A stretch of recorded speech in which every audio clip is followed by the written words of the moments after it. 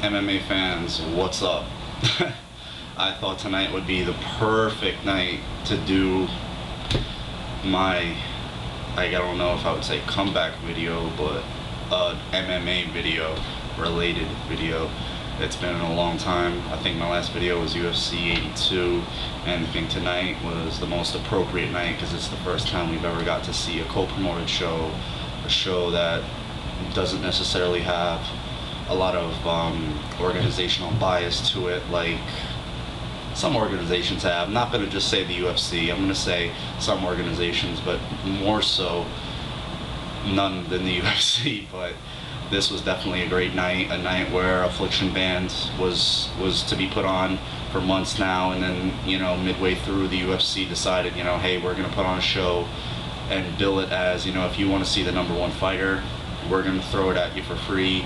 Affliction, you know, promoting Fedor as the #1 fighter in the world, and both cards were very good. I think the Affliction card was well worth the $40.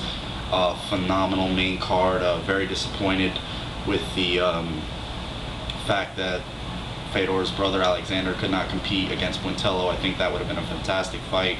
I picked Alexander to win that fight in a stand-up war, but the Josh Barnett Pedro Rizzo fight, an amazing fight where Barnett vindicating an earlier loss in his career, knocking out Rizzo in very much the same fashion that Rizzo knocked him out in a clash that happened close to over 7 years ago, I believe. Great fight.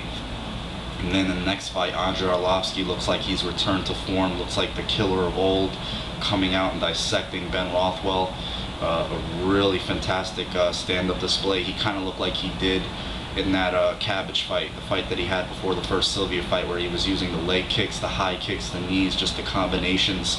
And then after he knocked out Buentello, he stopped Eilers, he knocked down Sylvia a couple times, he fell in love with his hands, he kind of abandoned his kicks and his knees, and we saw all those different aspects of striking incorporated tonight, and it was a great stand-up display on his part. He got the knockout victory. It was a phenomenal fight for him. And then most of all, we got to see, opposite that was, if you notice, I'm doing both the UFC and the Affliction shows. I think the only noteworthy fight on the UFC card was probably well, you could say Brandon Vera moving down to 205 was an intriguing thing, but he didn't look all that spectacular at that weight. Probably just working out some kinks the first time he's cut down and fought at that weight. Fought a good wrestler.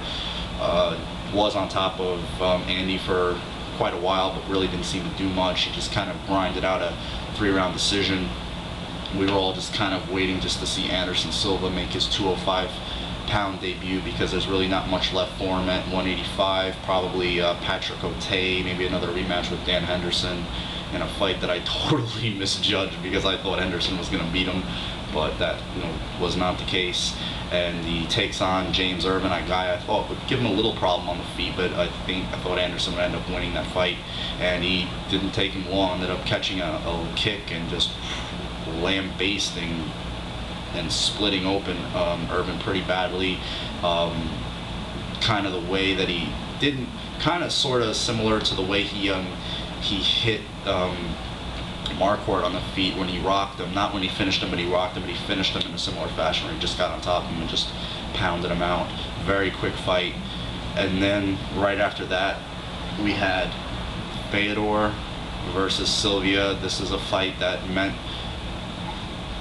means a lot to the sport of mixed martial arts, not the UFC or Affliction, just the sport, because regardless of what all these organizations say or claim, you know, it's about the sport growing, and until these organizations start working together and co-promoting shows and pitting their best against each other's best, we're never going to know who the best and who the legit guys are. I mean, we have an idea, we can sort of speculate and debate and go back and forth, but until things like this happen, we're really not going to, you know, have a definitive answer.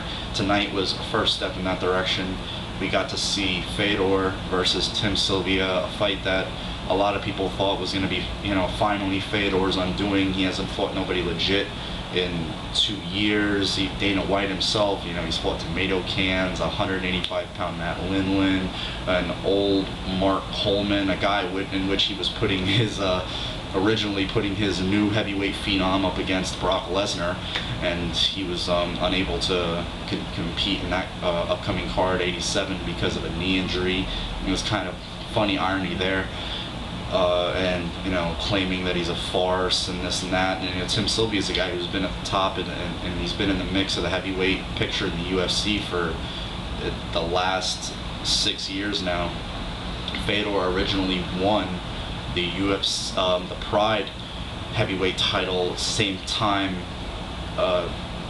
Sylvia won it, and then Sylvia ended up getting stripped right after the Gan McGee fight, and ever since then Fedor has been the Pride champion. He's fought the who's who. He has fought some guys here and there. There's been claims of him handpicking his opponents. Stepped in tonight with a guy in Tim Sylvia and absolutely destroyed him in, I think, 36 seconds. Walked right through him. He got inside of Tim Sylvia, didn't want to stay out in his range. I think he slipped one jab, came inside. Sylvia went for the clinch. Fedor got out of it with some big uppercuts and then some just vicious hooks. Ended up busting Tim's exterior of his nose up, ended up being on top. Tim was turtled up. Fedor sinks in the hook, sinks in the rear naked, and it's a done deal. Randy, I definitely think Randy had to take notice of that because he had to grind out a 5-round, pretty long, grueling 5-round fight with Sylvia, and Fedor walked through him very, very quickly. And even Dana White has to say that this guy is definitely the best there is out there. You got to say both, Anderson Silva and Fedor, 1A, 1B, who cares? It's a pleasure to watch both of these guys fight. They make it look so easy, effortless.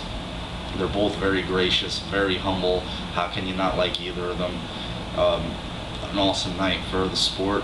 An awesome night for the sport, I think. And it was, I think, a great night to do a video because it was such a big night.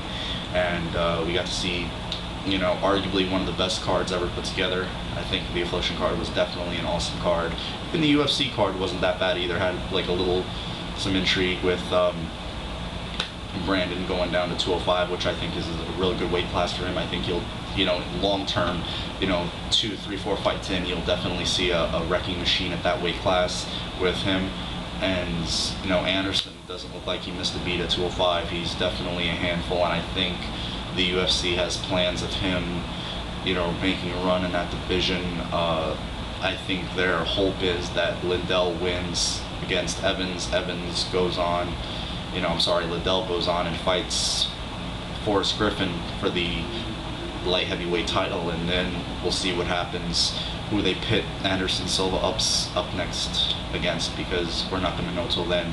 But again, until promotions start co-promoting main events and putting their heads together and stop bickering over things, I don't think we're going to find out who the best is or isn't. But I think tonight was a good step in that direction, and I think it was a great night and an awesome card. And Fedor proved once again why he's one of the, if not the best pound-for-pound champion there is. Anderson Silva as well.